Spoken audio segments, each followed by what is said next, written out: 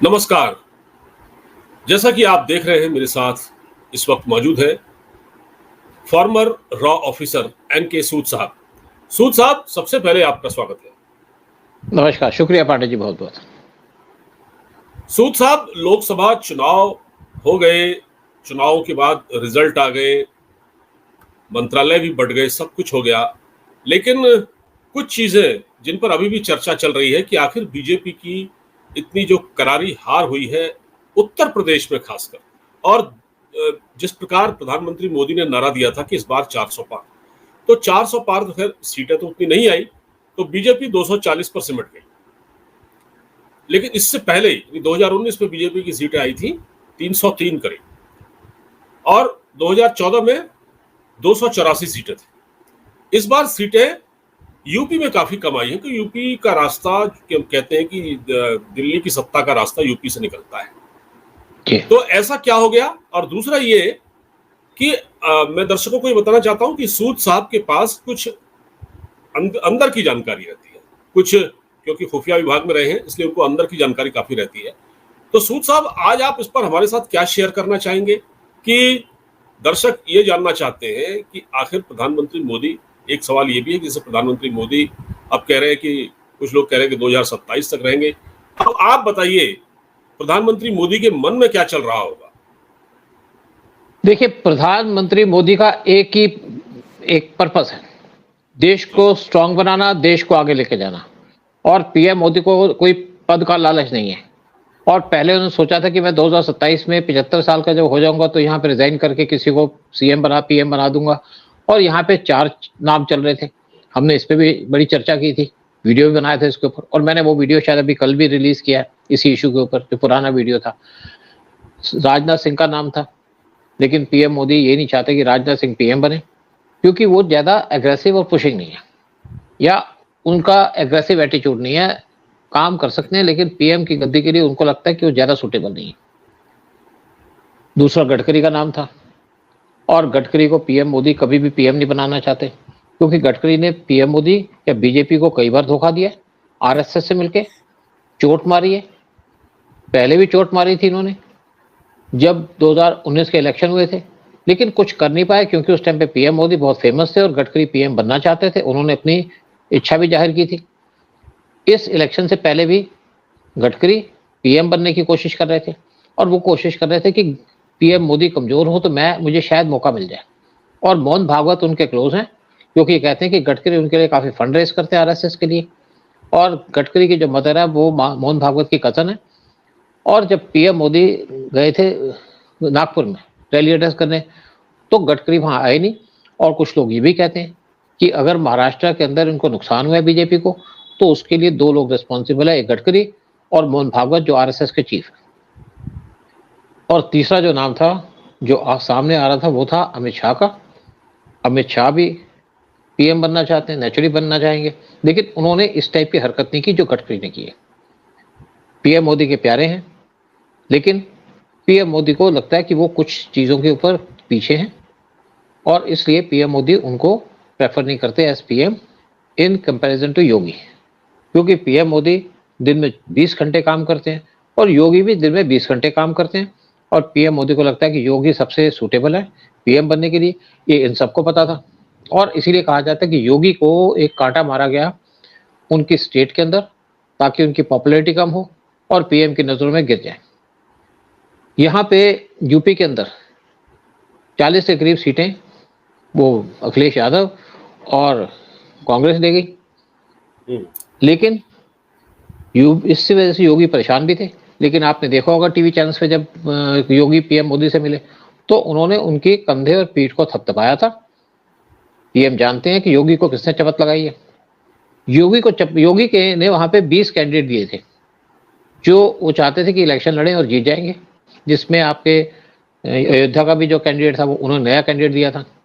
लेकिन नड्डा और अमित शाह ने उनके नाम काट दिए और अपने कैंडिडेट खड़े कर दिए, और 20 के 20 कैंडिडेट जो योगी के हटाए थे उनके बदले जिनको लगाया सारे हार गए। तो जो योगी को चपत लगाई गई वो नड्डा और इनके द्वारा लगाई गई, अमित शाह के द्वारा, ये कहा जाता है। और योगी को हराने का पर्पज ये था कि योगी पीएम न बने, पीएम मोदी चाहते थे कि ये योगी का जो कल्चर है या उनकी जो कैपेबिलिटी है या उनका जो भगवा रंग है, ये वर्ल्ड को इम्प्रेस करेगा और यंग भी हैं और एग्रेसिव भी हैं और बहुत से काम कर सकते हैं। लेकिन पीएम मोदी को लगता है कि योगी अभी इमेच्योर है, कोई बात होती है तो घबरा जाते हैं, जैसे भी इलेक्शन लूज हुआ तो काफी घबराए हुए थे, और इसलिए पीएम मोदी चाहते हैं और मैच्योर हो। और जो क्लोज लोग हैं पीएम मोदी के, जो उनके किचन कैबिनेट के लोग हैं, उनके हिसाब से पीएम मोदी अब ये चाहते हैं कि वो अपना टेन्योर पूरा करेंगे 2029 तक। कुछ चैनल्स के अंदर उल्टी सीधी बातें की जाती हैं कि पीएम मोदी को किसने कहा था मैं 400 200 सीटें 240 सीटें जीतेंगे, सब बकवास है।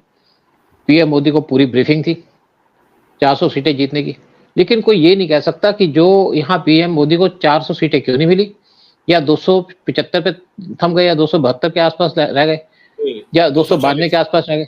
नहीं, टोटल तो इनको 292 मिली ना, सब अलायंस को मिलाकर। वो एनडीए का मिला के, हाँ जी जी। हाँ, तो बेसिकली जो 400 थी वो भी एनडीए की बात थी।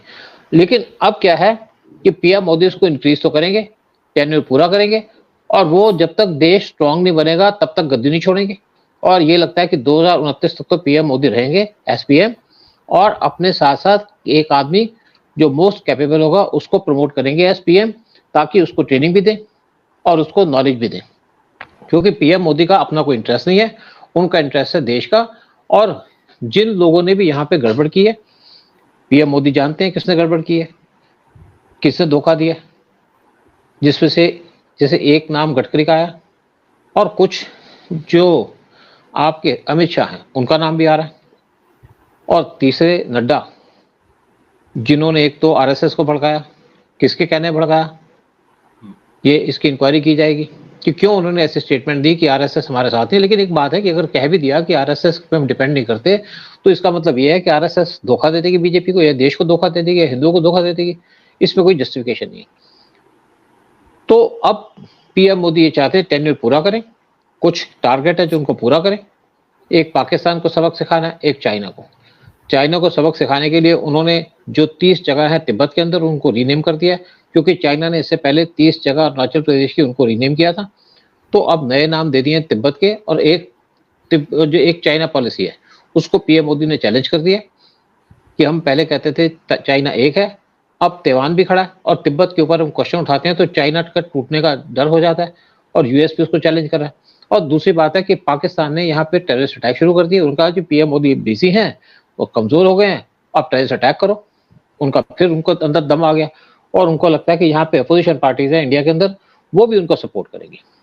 बड़ी गलतफहमी है, सपोर्ट करें उससे कोई फर्क नहीं पड़ता। लेकिन दूसरी बात है कि अब क्या किया जाए, बहुत से परेशान है कि यहाँ पे टेररिस्ट अटैक हो रहे हैं, उस पर पीएम मोदी क्या करेंगे, क्यों चुप बैठे। पीएम मोदी बोलते नहीं है, काम करते हैं। जब बालाकोट हुआ था, जब पुलवामा हुआ था, तो बालाकोट किया और पीएम मोदी ने कहा कि बहुत भारी गलती कर चुके हैं, उसके बाद तो कोई नहीं बोले। जब उरी हुआ था तब पीएम मोदी ने कहा था blood and water can not flow together, उस पर काम करना शुरू कर दिया था। लेकिन अब पीएम मोदी का थर्ड सर्जिकल स्ट्राइक होने का टाइम आ गया, और इसके ऊपर पाकिस्तान के टोड़े किए जाएंगे, उसके ऊपर अलग से बात करेंगे। लेकिन साथ में पीएम मोदी चाहते हैं कि इसके ऊपर, क्योंकि यूएस, एक तो पाकिस्तान को लगता है कि शायद यूएस भी उनको सपोर्ट करेगा, कोई किसी को सपोर्ट नहीं करेगा, और बड़े अच्छे तरीके से काम किया जाएगा पाकिस्तान को तोड़ने का। और पीएम मोदी अपना टेन्योर पूरा करेंगे, और उसके बाद जो भी कैपेबल होगा उसको गद्दी सौंप देंगे रिटायर होने से पहले। और स्पेशली जिन लोगों ने धोखा दिया है उनको नापा जाएगा। कुछ टाइम की जरूरत है, क्योंकि पीएम मोदी ये नहीं चाहते कि उनकी पार्टी टूट जाए या यहाँ पे सीरियस डिफेंसेस आ जाए। और मैं एक आपको और बता दूं, इंदिरा गांधी बड़ी पावरफुल लीडर थी। उनकी कैबिनेट के अंदर 2 मंत्री थे, एक सीआईए का एजेंट था और एक केजीबी का, और मिसेस गांधी को पता था, तब भी उन्होंने उनको पार्टी से नहीं निकाला, क्योंकि स्ट्रांग आदमी थे, हर एक के पास 30 या 40 एमपीज थे। तो इंदिरा गांधी को भी टॉलरेट करना पड़ा। और पीएम मोदी अब पूरा एजेंडा करेंगे, और फिर जब स्ट्रांग पोजीशन में आएंगे तो अनाउंस करेंगे कि अगला प्राइम मिनिस्टर कौन होगा देश का। इसका पूरा डिसीजन लिया जा चुका है, और पीएम मोदी वही करेंगे जो करते हैं, और करेंगे इसलिए कि उनका अपना कोई प्यारा नहीं है, उनका वो प्यारा है जो देश का प्यारा है, या देश के लिए काम करेगा, चाहे योगी हो, चाहे शाह हो, चाहे कोई और हो। सर ये बात बिल्कुल आपकी सही है, और आपने बड़ी महत्वपूर्ण जानकारी दी। हम दर्शकों से ये चलते चलते बातचीत करते करते ये अनुरोध भी करते हैं कि सूद साहब ने बहुत महत्वपूर्ण जानकारियां दी हैं, तो आप वीडियो को जितना हो सके फैलाएं, जितना हो सके इसको सब्सक्राइब करें, शेयर करें और लाइक भी करें, तभी लोगों को ये बात समझ में आएगी। तो सूद साहब, जैसे आपने कहा कि ये सब चल रहा है, प्रधानमंत्री मोदी के बारे में भी आपने बताया और इंदिरा गांधी के बारे में भी बताया कि वहाँ 2 सीआईए के एजेंट थे उस वक्त। एक सीआईए, एक केजीबी, सीआईए और एक केजीबी। जी जी, ये और जो बड़े दोनों बड़े पावरफुल थे। एक महाराष्ट्र का था, एक बिहार का था। एक बिहार का था, एक महाराष्ट्र का था। ये भी बताया था आपको। बिल्कुल बिल्कुल, ये कितनी अपने आप में अगर देखा जाए कितनी खतरनाक बातें हैं। और सीआईए का जाल तो खैर पूरी दुनिया में फैला हुआ है, हो सकता है भारत में भी होगा, निश्चित रूप से होगा। बहुत बड़ा जाल है, बहुत बड़ा जाल है। मैं अब ये कह रहा हूँ कि अब ये जो टोटल, अब ये जो 2024 में जो हुआ, इसके बाद 2029 की जो तैयारी है उसको लेकर भी तो बहुत सारे लोग सोच रहे हैं कि जो लॉस उत्तर प्रदेश के अंदर हुआ है उसकी वजह भी आपने बता दी। कुछ भीतरघात है, अंदरूनी डिफरेंसेस से एक दूसरे के खिलाफ साजिश की गई, या जो भी है। मेन बात यह है कि अब एक अध्यक्ष पद पर बीजेपी का प्रेसिडेंट कौन होगा। पहले हम सोच रहे थे शिवराज सिंह चौहान होंगे, तो शिवराज सिंह चौहान तो मंत्री बन रहे हैं, तो बीजेपी प्रेसिडेंट कौन होगा इसका भी कोई जानकारी है? मतलब कौन बन सकता है? देखिए, जानकारी कोई नहीं है। पीएम मोदी सारी बातें क्लोज टू चेस्ट रखते हैं, अपने चेस्ट के पास रखते हैं, किसी को बताते नहीं है। तो पीएम मोदी किसी से शेयर नहीं करेंगे। क्या किसी को पता था कि योगी को यूपी में चीफ मिनिस्टर बनाया जाएगा? क्या किसी को पता था कि मध्य प्रदेश का चीफ मिनिस्टर कौन होगा? तो पीएम मोदी ने सोचा हो सब कुछ होता है, लेकिन अपने कार्ड बड़े लास्ट मोमेंट पे खोलते हैं। लेकिन पहले ये क्या, उनको अपनी पोजीशन स्ट्रांग करनी पड़ेगी इंटरनेशनल सीन पे। चाइना को उन्होंने काउंटर कर दिया है यहाँ पे तिब्बत का इशू उठा करके, क्योंकि ये इशू हमने कभी पहले नहीं उठाया था। इंडिया में किसी की हिम्मत नहीं थी कि चाइना को टच करे। और पाकिस्तान जो इस टाइम पे बड़ा फड़फड़ा रहा है, इंडिया के अंदर बहुत से ऑपरेशन कर रहा है, यहाँ पे टेररिस्ट अटैक कर रहा है, और वो सोचता है कि इंडिया के खिलाफ उनके सर्जिकल स्ट्राइक करेगा। लेकिन सर्जिकल स्ट्राइक नहीं होगी, ये बड़ी स्ट्राइक होगी पाकिस्तान के खिलाफ, जो पाकिस्तान सारी जिंदगी नहीं भूलेगा। जैसे बांग्लादेश का नहीं भूला, अब वो भी नहीं भूलेगा। उसी टाइप का एक मेन ऑपरेशन लॉन्च करने की तैयारी की जा रही है पाकिस्तान के खिलाफ, और पीएम मोदी करेंगे, क्योंकि देश की सेवा करना उनके कर्म में लिखा है। कर्मी आदमी है, कर्म करना चाहते हैं। अच्छा, एक चीज है सर, आपने भी देखा होगा, पाकिस्तान के पीएम शहबाज शरीफ और पाकिस्तान के आर्मी चीफ अभी चाइना गए थे कुछ मांगने के लिए, लेकिन कुछ मिला तो है नहीं। लेकिन वहां से लौटने के बाद हमने देखा कि हमारे जम्मू कश्मीर में मतलब टेररिस्ट अटैक बढ़ गए। तो क्या ये वहां से कोई डिक्टेशन लेके आए थे क्या चाइना के, भाई ठीक है आप पैसे दे दीजिए, हम नहीं कर देंगे? देखिए, चाइना हमेशा इंडिया को डिस्टर्ब करता है और पाकिस्तान को यूज करता है। जो भी पाकिस्तान का टेररिस्ट होता है, जो उसको यूएन के अंदर ब्लैकलिस्ट करने की कोशिश की जाती है, चाइना उसको रोक लेता है। कई बार 3-3 साल तक रोक लेता है और ब्लैकलिस्ट नहीं होने देता। लेकिन कोई बात नहीं, बहुत से टेररिस्ट पाकिस्तान के अंदर मारे गए। ये भी छोटी सर्जिकल स्ट्राइक थी, और अब एक बड़ी सर्जिकल स्ट्राइक की जाएगी जो पाकिस्तान सोच भी नहीं सकता, सपने भी नहीं सोचेगा। लेकिन पाकिस्तान के टुकड़े होंगे, ये बात पक्की है। और मैं अथॉरिटी से कह सकता हूं या अपने थिंकिंग से कह सकता हूं कि पाकिस्तान के टुकड़े होंगे और बलूचिस्तान एक अलग कंट्री बनेगा। पीएम मोदी जो 2014 का वायदा है उसको पूरा करेंगे और बलूचिस्तान को पाकिस्तान से अलग करेंगे। इनको एक बलूची ने राखी भी बांधी थी और पीएम मोदी उसका भार उतारेंगे राखी का। ये बात भी पक्की है कि पीएम मोदी ना तो भूलते हैं, सिर्फ मौके की तलाश करते हैं। जैसे पीएम मोदी ने कहा था कि जो अब तक काम किया है वो स्टार्टर थे, मेन जो डिश है वो सर्व की जाएंगी। एक डिश उन्होंने सर्व कर दी कि चाइना के तिब्बत को चैलेंज कर दिया कि Tibet is not part of China, in the sense कि तिब्बत की कुछ जगह का नाम चेंज कर दिया उन्होंने और हिस्टोरिकल नाम रखे हैं उनके, जिसको कोई झुंझला नहीं सकता। और उसी तरीके से पाकिस्तान का काम होने वाला है। लोग बड़े परेशान है कि पीएम मोदी क्यों नहीं कुछ बोलते, क्यों नहीं कुछ करते। पीएम मोदी बोलते कम है, जब उन्होंने काम करना होता है सिर्फ काम करते हैं। जब उरी अटैक होना था तब पीएम मोदी ने सिर्फ एक स्टेटमेंट दी थी, blood and water can not flow together. उसके बाद कुछ नहीं बोले। पुलवामा के अटैक के बाद भी कह दिया पीएम मोदी कि एक बहुत बड़ी गलती कर दी पाकिस्तान ने, और उसका उन्होंने भुगतान भी कर दिया बालाकोट स्ट्राइक करके। अब तैयारी है तीसरे सर्जिकल स्ट्राइक की पाकिस्तान के ऊपर। जी अब बताइए। अब एक और आखिरी सवाल आपसे कि भाई उत्तर प्रदेश में भारतीय जनता पार्टी को जो लॉस हुआ है, अगर अगला 2029 का मतलब 2029 में चुनाव तो होंगे ही, उसमें भारतीय जनता पार्टी को ये देखना पड़ेगा उससे पहले विधानसभा चुनाव भी होंगे सर 2027 में। तो विधानसभा चुनाव इस बार बड़ा महत्वपूर्ण हो जाएगा और बड़ा चैलेंजिंग हो जाएगा बीजेपी के लिए। अब विधानसभा चुनाव भी अगर होते हैं उसके बाद आपको क्या लगता है कि इसमें योगी आदित्यनाथ का भविष्य क्या है? क्या उत्तर प्रदेश में किसी और को लाया जाएगा? मतलब उत्तर प्रदेश में जिस प्रकार आप बता रहे हैं कि उनके खिलाफ किसी ने अंदर से साजिश की है, भाई उनके कैंडिडेट को टिकट नहीं दिया गया जिसको वो चाहते थे, उनको टिकट नहीं दिया गया, दूसरे कैंडिडेट को अयोध्या तक में उनको वो चाहते थे किसी दूसरे को उतारा जाए। तो सर ये क्या होगा फिर आप बताइए, मोदी जी क्या करेंगे? देखिए योगी जी अभी तक जो पार्टी मैटर्स है उसमें पीएम मोदी इंटरफेयर नहीं करते थे, लेकिन पीएम मोदी ने जैसे योगी के कंधे पे हाथ रखा और उनको सपोर्ट दी, बाकी किसी के कंधे पे हाथ नहीं रखा, तो इसका मतलब है कि योगी को कंटिन्यू करेंगे। योगी को अगर यूपी से निकाला जाता है तो उनको सेंटर में लाया जाएगा और सेंटर में इस जगह लाया जाएगा जहां उनको पूरा एक एक्सपोजर मिल सके, क्योंकि अगर वो उनको पीएम बनाना चाहते हैं तो सेंटर में लेके आएंगे और एक्सपोजर देंगे और इस तरीके से एक्सपोज करेंगे कि कोई चैलेंज ना कर सके। अब मैं आपको दूसरी बात बता दूं कि अगर बीजेपी यहाँ पे कुछ सीटें हारी है, वो अखिलेश यादव या राहुल गांधी की वजह से नहीं हारी, वो सीटें हारी है क्योंकि बीजेपी ने बीजेपी को हराया और किसी ने बीजेपी को नहीं हराया। बीजेपी ने बीजेपी को नुकसान पहुंचाया, आरएसएस ने मोदी को नुकसान पहुंचाया, क्योंकि मोहन भागवत का एजेंडा दूसरा है। ये कोई देश प्रेमी नहीं है या हिंदू प्रेमी नहीं है, ये वो लोग हैं जो हिंदुओं का नुकसान करते हैं। और ऐसे ही लोग मोहन भागवत जैसे, इन्होंने जब यहाँ पे ब्रिटिश थे या मुगल थे, इन्हीं लोगों ने इंडिया को लॉस पहुंचाया था, क्योंकि ईगो लेके बैठे हैं कि मेरे को ये नहीं मिला, मेरे को वो नहीं मिला। क्या तुम प्राइम मिनिस्टर इस कंट्री के? तुम आरएसएस के हो, डंडा तक तुम्हें पकड़ना नहीं आता। जब तुम्हारे प्रेडिसेसर यहाँ थे तो डंडा लेके जाते थे आरएसएस के लोग। जब यहाँ पे कोई आरएसएस का मारा जाता है केरला के अंदर, तुम क्या करते हो? एक स्टेटमेंट तक नहीं जारी करते। लेकिन अब पीएम मोदी के ऊपर स्टेटमेंट जारी कर दी मोहन भागवत ने। क्यों? क्योंकि वो पीएम मोदी को टारगेट कर रहे हैं। ये भी नहीं चाहते थे कि पीएम मोदी स्ट्रांग बने, ये किसी और को बनाना चाहते थे पीएम, और पीएम मोदी को कमजोर करके उसको प्रमोट करना चाहते हैं।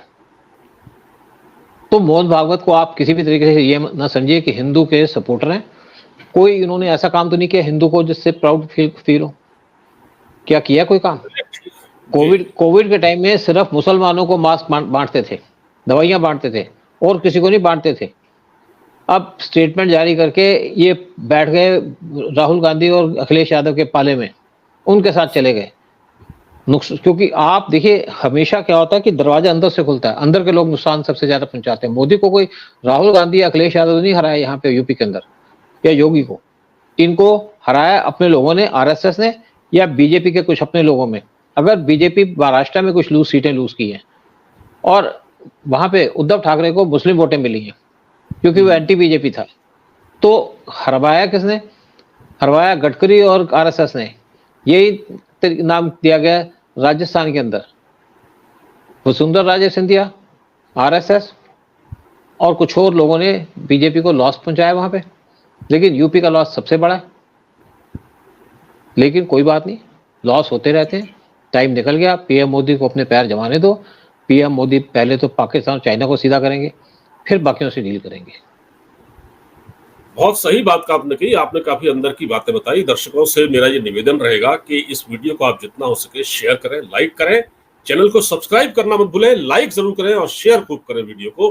तो सूद साहब देखते हैं कि जो आपने बताया है कि अब योगी और मोदी जी के बारे में बहुत आपने जानकारी दी है, दर्शकों को भी समझ में आएगा। और अभी 2029 में भी लोकसभा चुनाव है आने वाले समय में, उससे पहले उत्तर प्रदेश में है। देखते हैं कि ऊंट किशोर करवट लेता है। नमस्कार, जय हिंद सर। नमस्कार जी।